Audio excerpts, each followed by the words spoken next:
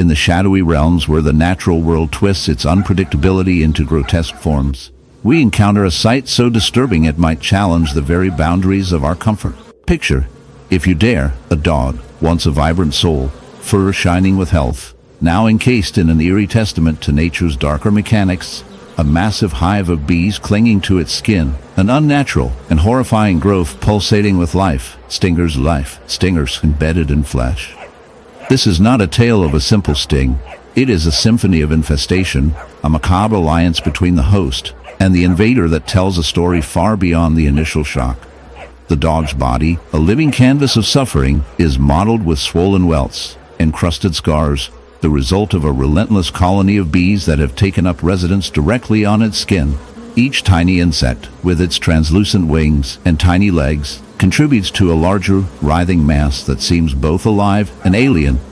The wound itself is a hive, a singular, hideous structure composed of hexagonal wax cells, filled with larvae, honey, and the frenzied activity of hundreds of bees. The dog's fur is plastered with sticky honey, its skin mottled with stings that continue to inflame and infect. The smell? A pungent mix of sweet decay and the acrid sting of ammonia, like something half-rotted, half-produced by this unnatural fusion. Bee infestation on a dog like this is no mere accident of nature. It is an ecological anomaly, a perversion of the symbiotic balance that bees usually maintain with flowers and hive mates. Ordinarily, bees build their hives in protected, static spaces, trees, hollow logs, human-made boxes.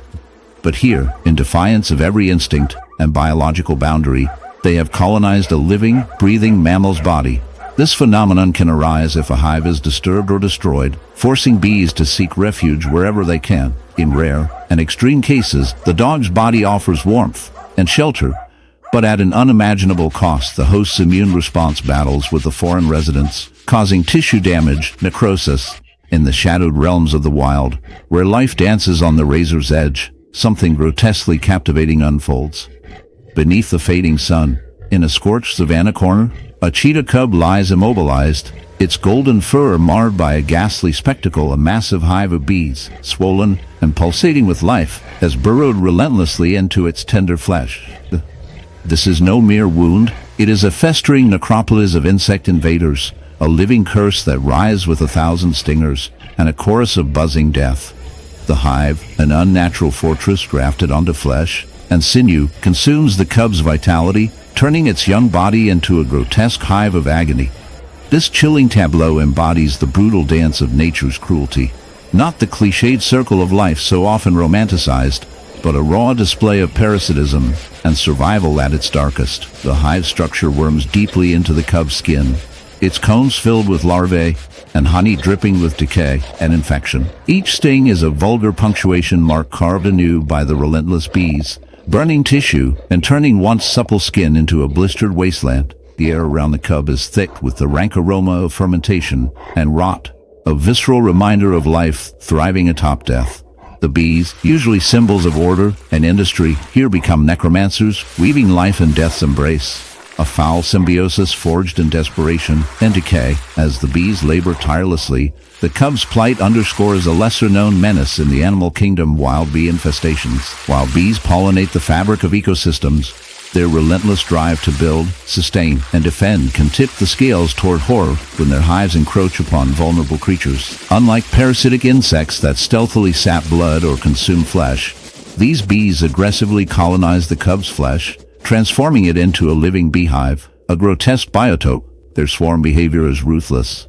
Once a hive is established, thousands of worker bees guard and expand this brutal bastion with a singular focus, embedding themselves in the wound and preventing any healing or escape. This infestation is not merely an attack, but a complex biological ordeal. The bee's venom, potent and acidic, causes intense inflammation that slows the cub's blood flow, while larvae nestled within the hive consume damaged tissue, acting both as cleaners and destroyers in this grisly ecosystem. The honey produced here is tainted and toxic, mixed with pus and cellular debris. In the shadowy corner of a forgotten paddock lies a horse, its flesh marred by a grotesque hive, a living testament to nature's dark dance of decay and infestation. The skin, once smooth and warm, is now a patchwork of swollen, angry nodules, each one housing a ravenous colony of bees, a scene both horrifying and strangely mesmerizing. This is not your usual encounter with bees buzzing in bloom, but rather an invasion, an infestation turned nightmare. The hive clings to the horse's body like a sickly tumor, oozing a yellowish, sticky resin that glistens ominously under the dreary light. A stark contrast to the horse's dull, matted coat stained with pus and sweat. The steady hum of the hive pulses like a grotesque heartbeat, a living plague feeding off the very flesh it inhabits, inflicting relentless pain and indelible trauma. Bee infestations of this nature arise when a swarming colony, driven perhaps by desperation or disarray, takes refuge within the folds of the horse's skin or wounds, exploiting the warmth and moisture the host provides. Unlike the gentle pollinators associated with blossoms, these bees here become parasites, repurposing their natural architecture into a necrotic prison. The hive's construction involves layers of wax and honeycomb cells meatily embedded into the tissue, breeding larvae that feast on the host. In the shadowed plains, where the ancient giants roam, there lies a haunting spectacle, a colossal beast marred by a grotesque hive, an ode to nature's darker whims. Imagine an elephant, its vast, leathery skin torn and burnt by ceaseless stings, a living landscape transformed into a repulsive fortress for hundreds of buzzing invaders. This is no mere wound. It's a sprawling citadel of agony, a hive both thrilling and revolting, pulsating with the endless movements of thousands of bees, each one a tiny soldier in a bizarre war against the elephant's flesh. The sight is difficult, a maelstrom of curiosity and disgust. Yet it invites us deep into the raw mechanics of a cruel natural phenomenon. The infestation begins quietly, almost innocently enough, an overlooked crack in the elephant's hide, a scrape during its ceaseless wanderings through thorny undergrowth or rugged terrain. Bees, usually benign workers of the wild, see an opportunity in the elephant's damaged skin, a warm, nutrient-rich haven away from the perils of the open. Over time, they swarm, secreting wax to build their hive, layering honeycomb after honeycomb in a brutal tapestry of sweet sustenance and structural complexity. What would otherwise be a sanctuary of nectar becomes a grotesque tumor, festering with venom and sweat, the incessant buzzing a morbid lullaby to the elephant's suffering. The wound festers, oozing a cocktail of pus and blood, mingling with the sticky honey, a sickly mixture attracting more insects and further sealing the beast in a painful shrine to survival. Beneath this hellish veneer lies a cascade of physiological torment. The elephant's immune system, overwhelmed and battered, mounts a desperate defense, inflaming the surrounding tissue into a swollen, angry mass. The constant assault of stings delivers a steady drip of venom, creating necrotic patches where skin and even muscle begin to die. Bees do not usually seek out such large mammals as hosts.